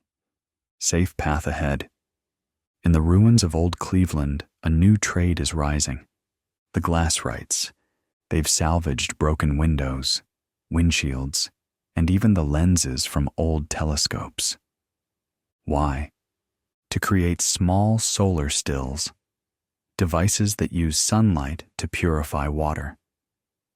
It started when a man named Reuben figured out how to bend metal scraps into holding frames and seal the edges with wax. Soon, others joined him.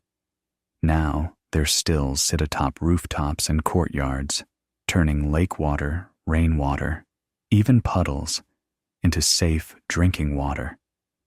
The glasswrights don't sell these stills. They trade them for food, fabric, or even just promises of future help. Water is life, Reuben said. But trust keeps the water flowing. If you pass through the Cuyahoga ruins, look for rooftops glinting like silver teeth. That's where the glasswrights work. Further south, near what was once Atlanta, a surprising sound carries at night. Music. A man known only as Harper has built a crude but working radio transmitter. Instead of words, he sends music across the frequencies. Old songs, new tunes, even recordings of survivors playing handmade instruments. His broadcasts don't include instructions. No calls to action. Just music. Some days, people need a reason to keep breathing. If a song can give them that, then it's enough, Harper wrote in a letter smuggled north by traders. Those who pick up his signal call it the midnight chord. And every night, more listeners tune in. Not because it brings news, but because sometimes a melody is stronger than fear. Across the Great Plains, a strange pattern has emerged. Scattered farmsteads, long abandoned, now display painted signs.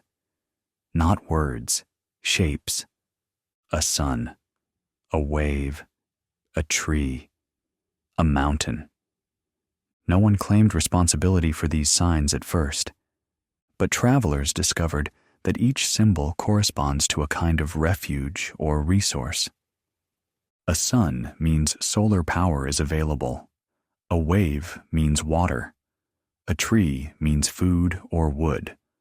A mountain means strong shelter. It's a silent language, spreading not by decree, but by the simple will of survivors helping each other. People now call it the signal code. It isn't written in books. It isn't taught in schools. It's learned by moving, watching, and trusting. The world gave us chaos, said a woman named Dell, who paints the signs along the old Route 36. We answered with signs. Before I finish tonight, I want to share one last message. A man named Elliot, living near the northern border, sent in a short note. I've lost more than I can say, he wrote, but I still have a battery, a radio, and the will to listen. I don't know if it's hope or habit, but I'm still here. Elliot, that's enough. Sometimes staying here, staying human, is the bravest thing we can do. And as long as you listen, as long as you stay, so will I. This is Alex Reed, Station 103.7. Holding the signal, holding the night.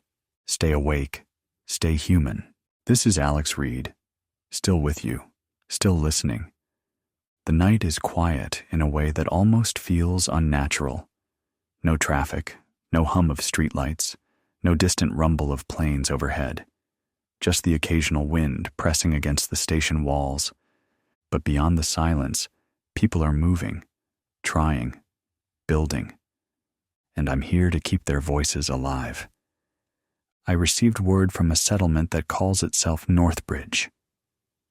Northbridge started with 6 families who used to live in the same apartment complex before the collapse.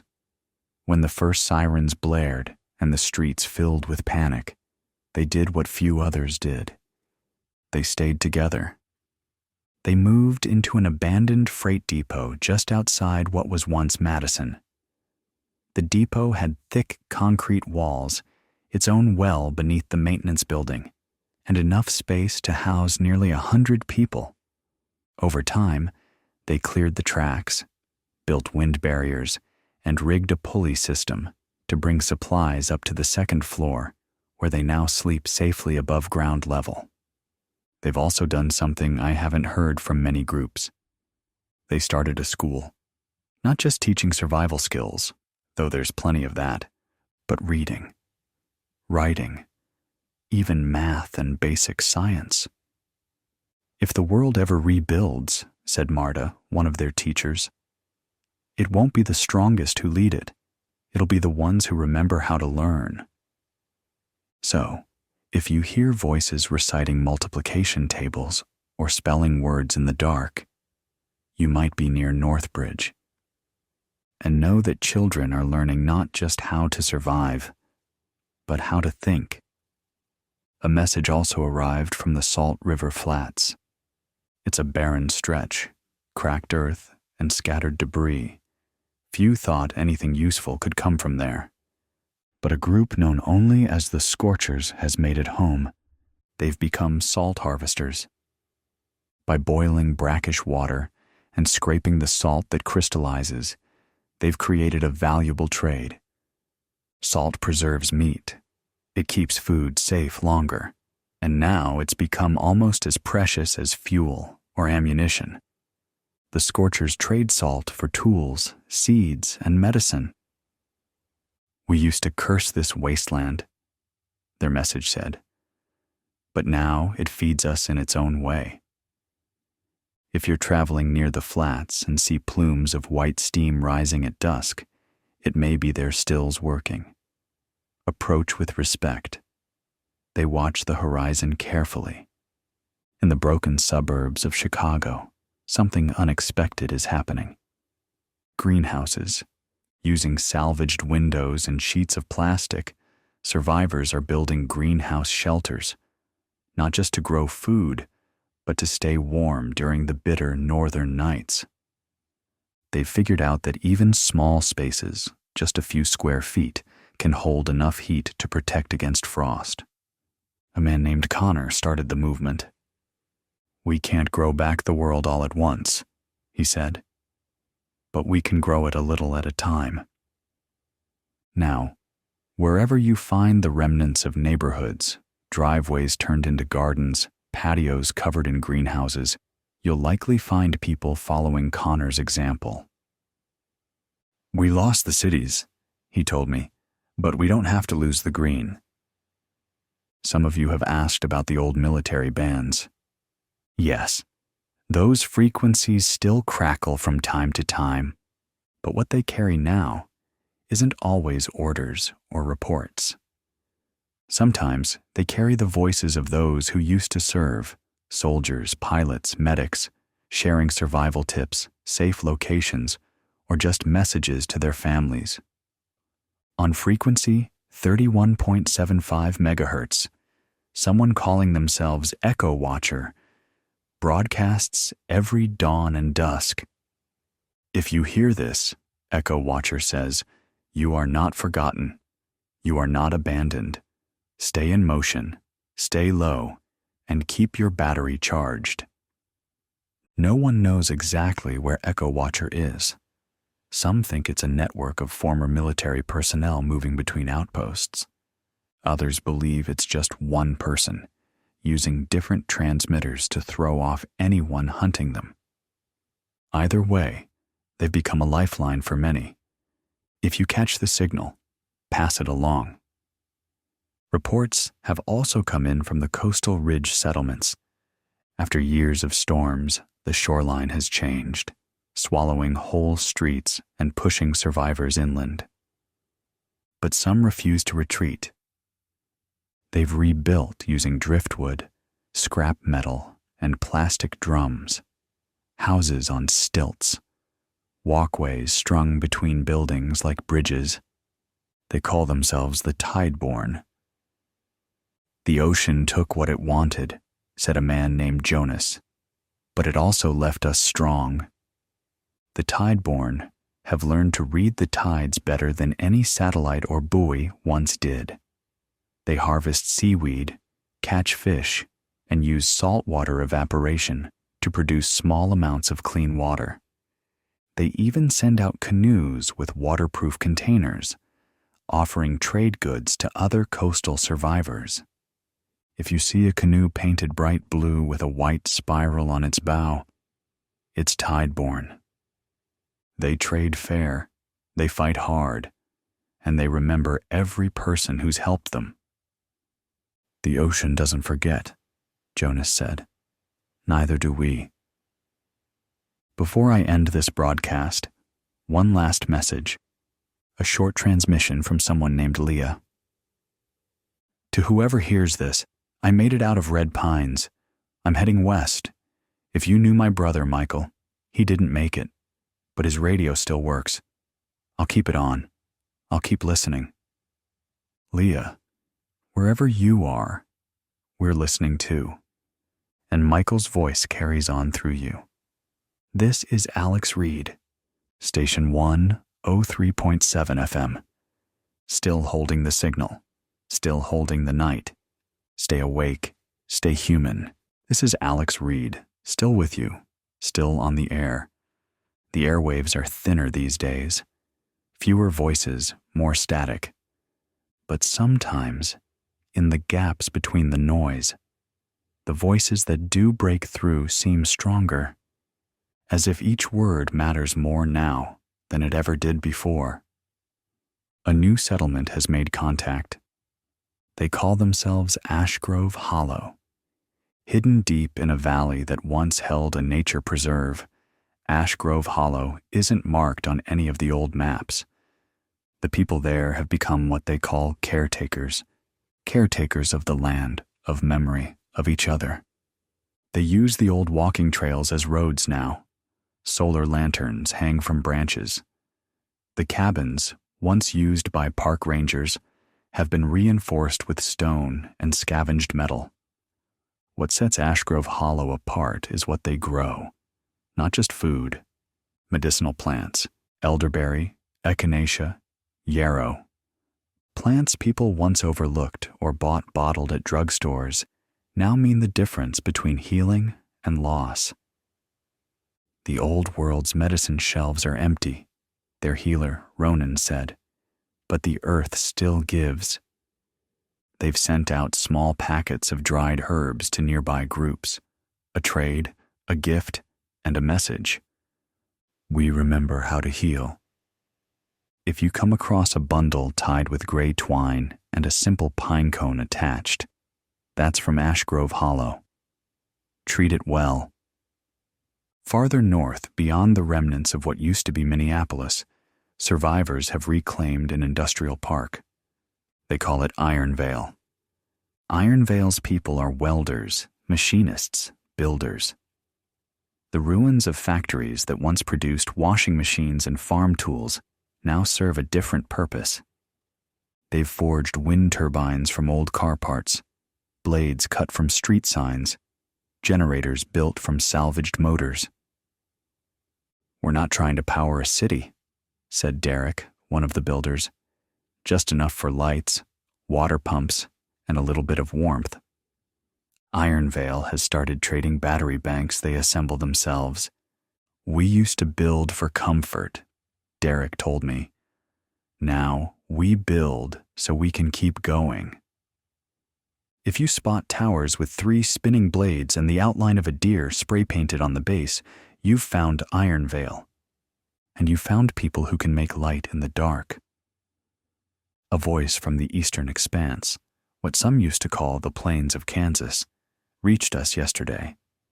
A woman named Clara. We've learned to ride again, her message began. In a world where fuel is more precious than gold, horses have returned. Clara's people train wild mustangs. They travel between settlements carrying messages, small trade goods, and sometimes leading groups of travelers through the safest routes. Engines fall silent, Clara said, but hooves still carry us forward. They call themselves the Dustborn Riders. If you hear a rhythmic beat on the ground and see riders wearing blue cloth tied around one arm, don't run. They're not raiders. They're couriers, helpers, guides. We ride for those who can't, Clara finished. And across hundreds of miles, the Dustborn Riders keep the web of human connection alive. Skywatch. I mentioned them once before, but now we have clearer word. Skywatch isn't just a name, it's a network. Using weather balloons rigged with solar-powered radios, they track radiation, storm patterns, and safe air corridors. The balloons drift for days at a time. When they land, or get shot down, Skywatch teams recover them, pull the data, and launch new ones. We can't stop the storms, said Theo, one of the Skywatch leads, but we can know when they're coming. The old satellite networks are mostly dark now, save for a few flickers. But Skywatch's balloons keep eyes on the sky. If you find one of their balloons, white with a black star symbol, return it if you can. They offer fuel, medicine, or information in exchange. Knowledge is still worth trading. There was also a message today. Not a transmission, a handwritten note left at the relay tower north of Fairview. It said, "To the one still broadcasting, your words carried me through the worst night of my life. I lost my family, but I found others because I kept moving, because I kept listening. Keep speaking, keep reminding us we're still here." No signature, just the initials, J.M. Whoever you are, J.M., I will keep speaking. As long as the transmitter holds, as long as my voice can rise above the static. Finally, tonight, an update from the Appalachian Watchfires. They've spread farther than anyone expected. From the Blue Ridge to the Smokies, people have adopted the signal system. At sunset, small fires are lit in cleared areas or high ridges. 3 in a triangle means a safe path. 2 side by side means caution. A single fire means danger ahead. "The old world had GPS," said Eliza, one of the coordinators. "Now we have watchfires. Simple, visible, shared. So if you walk at night and see a fire burning steady and calm, know that someone ahead still cares enough to guide strangers. Even now, even after everything." This is Alex Reed, Station 103.7 FM. Still here, still hearing, still hoping. Until the next transmission, stay sharp, stay kind, stay alive.